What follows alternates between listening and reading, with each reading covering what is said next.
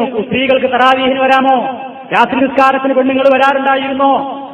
നബി സല്ലല്ലാഹു അലൈഹി വസല്ലമിന്റെ കാലത്ത് ദഖല നബി സല്ലല്ലാഹു അലൈഹി വസല്ലം അൽ മസ്ജിദ, നബി തിരുമേനി ഒരിക്കൽ പള്ളിയിൽ പ്രവേശിച്ചു നോക്കുമ്പോൾ ഫൈദാ അവിടെയതാ ഹബ്ലുൻ മംദൂദുൻ ബൈന സാരിയത്തൈനി, രണ്ട് തൂണുകൾക്കിടയിൽ ഒരു കയർ ഇങ്ങനെ കെട്ടിയിട്ടിട്ടുണ്ട്.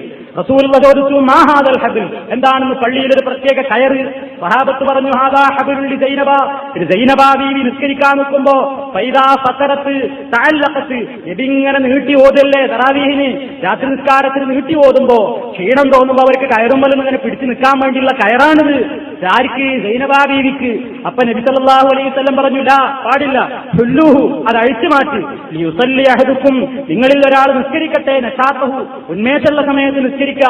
ഫൈദാ ഫതറ, ക്ഷീണം തോന്നുന്നുണ്ടെങ്കിൽ കയറുമ്പോ തൂങ്ങി നിൽക്കല്ല വേണ്ടത്, ഫൽയഖുദ്, അവിടെ ഇരുന്നോട്ടെ എന്ന് നബി സല്ലല്ലാഹു അലൈഹി വസല്ലം പറഞ്ഞു. ഈ ഹദീസിന്റെ വിശദീകരണത്തിൽ കാണാം, ഫത്ഹുൽ ബാരി 3-ാം വാള്യം 28-ാമത്തെ പേജിൽ പറയുന്നു, വഫീഹി, ഈ ഹദീസിൽ നിന്ന് മനസ്സിലാക്കാം, ഇസാലത്തുൽ മുൻകരി ബിൽ യദി വൽ ലിസാൻ, വെറുക്കപ്പെട്ടൊരു കാര്യം പള്ളിയിൽ കണ്ടാൽ നമുക്കതിനെ നീക്കാവുന്നതാണ്. വജവാസു തനഫുലിൻ നിസാഇ ഫിൽ മസ്ജിദി, വജവാസു അനുവദനീയമാണ്. തനഫുലിൻ നിസാഇ, സ്ത്രീകൾക്ക് സുന്നത്ത് നമസ്കാരവും നിർവഹിക്കാം. ഫിൽ മസ്ജിദി, പള്ളിയിൽ എത്തിയെന്ന് ഫത്ഹുൽ ബാരി 3-ാം വാള്യം 28-ാമത്തെ പേജിൽ അദ്ദേഹം വിശദീകരിക്കുന്നു.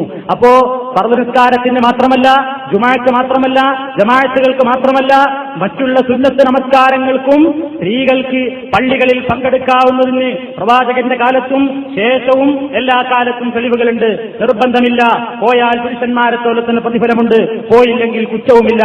ഇതാണ് ഈ വിഷയത്തിൽ ഇസ്ലാമിന്റെ നിയമം. ഇത് ഹറാമാക്കാൻ ആർക്കും അധികാരമില്ല, അവകാശമില്ല എന്ന് മനസ്സിലാക്കുക.